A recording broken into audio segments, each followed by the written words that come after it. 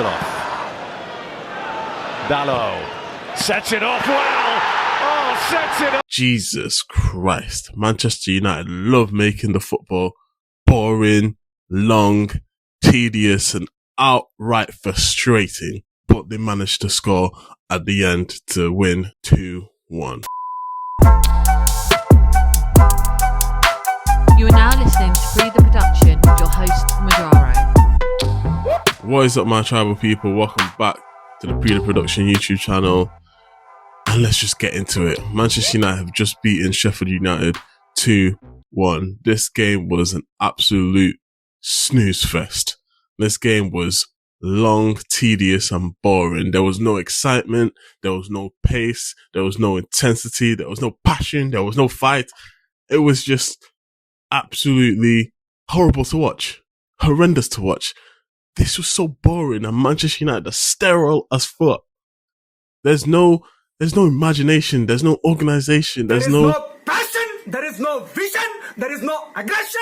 There is no fucking mindset in this football club. Nothing is there.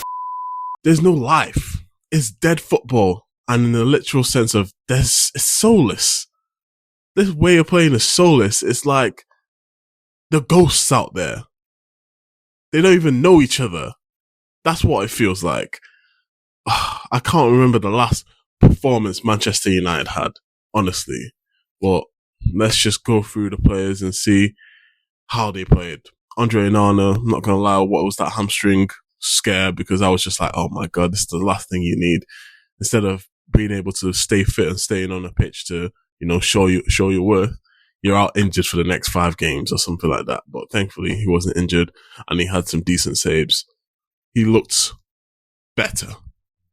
The penalty that he, had to take or had to save, he looked better in trying to save it. Let's just say that. It looked like he was like, okay, I know where to go. Right. On the left.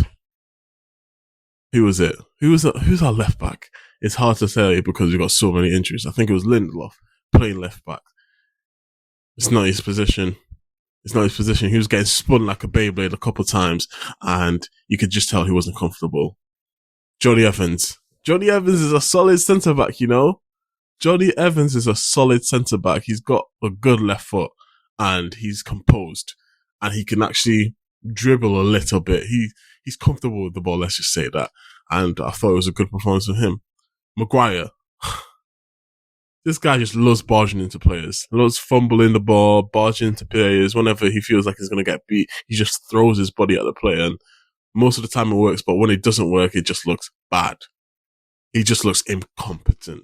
And it was an okay performance. Nothing crazy. Nothing more than a 5, right? And then on the right, Jesus Christ. This guy had the most bipolar game. In defense, he was moving like a dirty gal, getting moved to every which way, getting spun like a Beyblade, getting moved to like a yacht. This guy was just defensively assaulted. He was defensively assaulted, and it just wasn't his day. Everything was just going past him. Passing the ball was wayward, losing the ball, and then he scores at the end for a winner. His trademark, I'm going to sit outside the box, and then when I get it, I'm going to take a touch outside, boom, curling top bins. That's his signature. Like, that was a goal. That was an absolute belter. McTominay, other than the goal, non-existent. Why are you using him in midfield as a midfield player, but asking him to go further up when he can't even be a midfield player? Just play him as a striker or a second forward instead of or with Rasmus Højlund. Just have him up there as an option.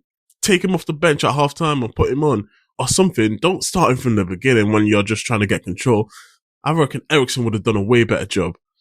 Anyways, it is what it is. He scored his goal, so I can't say nothing negative about Scott. He does his thing. That's what he was on the pitch to do. So it is what it is. Amrabat. This was a poor game. Very, very poor game. Game looked like he was passing him by. Looked like he was slow. It feels like he's probably still carrying a knock at this point. And once he's played, the manager's probably like, yo, I can't afford to not have you in the team because is looking really light right now. Casemiro's out for the next couple of games, suspension and injury. We need you. So I reckon they were just like, yo, you have to play. And he's just looking slow, plumpy. He's not the fastest player, I've realised. But at the same time, yeah, it needs to get better. And he needs to be involved in the game. Who else played in the midfield? Bruno Fernandes, losing the ball. Bruno's my guy. I like Bruno. My XG done, right? But right now, the XG ain't G'ing. And he's not moving like a G. He's moving like a loose gal. He's losing the ball every single time. Instead of keeping it simple, keeping it ticking, or because I feel like he wants to do the through ball. He wants to do the over the top pass. He wants to get people involved. He wants to thread the ball through a needle, but there's no one else making the movement. You saw at times during that game that whenever someone got the ball in a good position and was looking for other people to do something so he could pass the ball to them, they weren't doing anything. They were just stagnant. It was actually sad. Very, very sad. Anthony. Oh my gosh. Anthony. Literally every single right winger we buy is a flop. A flop. Anthony, the worst signing we've had in a minute, actually. Him and Jadon Sancho are in the competition for that right-hand side, and that's who's the biggest flop out of them two, because both of them are just absolute flops for different reasons. Jadon Sancho is just a flop because he's just ineffective. Same thing with Anthony. He just works harder. That's it. Works harder at being ineffective. And it's the same problems. Doesn't have a right foot, doesn't go on the outside. All he does is cut on the inside, look for a shot. And the shots aren't even powerful.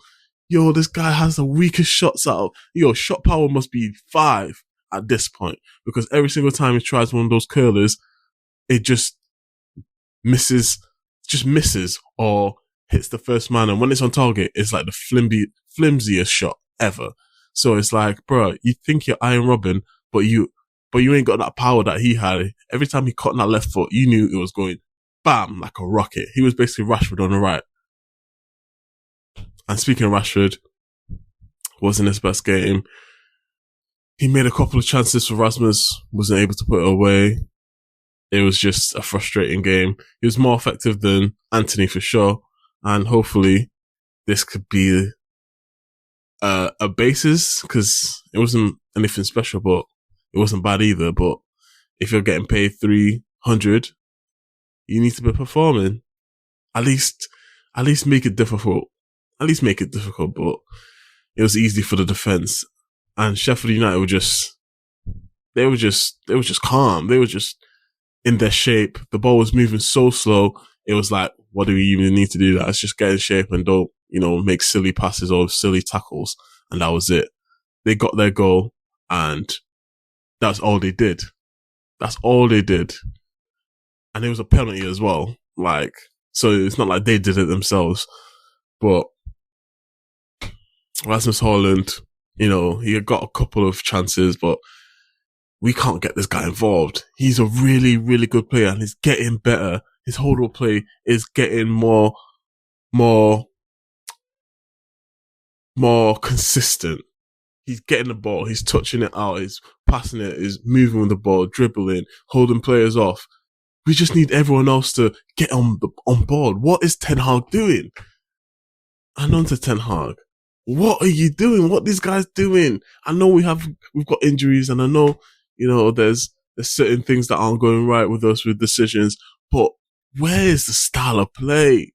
Where is it? I can't see it, bro. This is Sheffield United. This is a struggling team with more injuries than us. They usually play with a back 5, but they're choosing to do a back 4 because they haven't got defenders like that. How are we not putting 6, 7, 8 past them like Newcastle? This should have been an easy game for us to just breeze past them.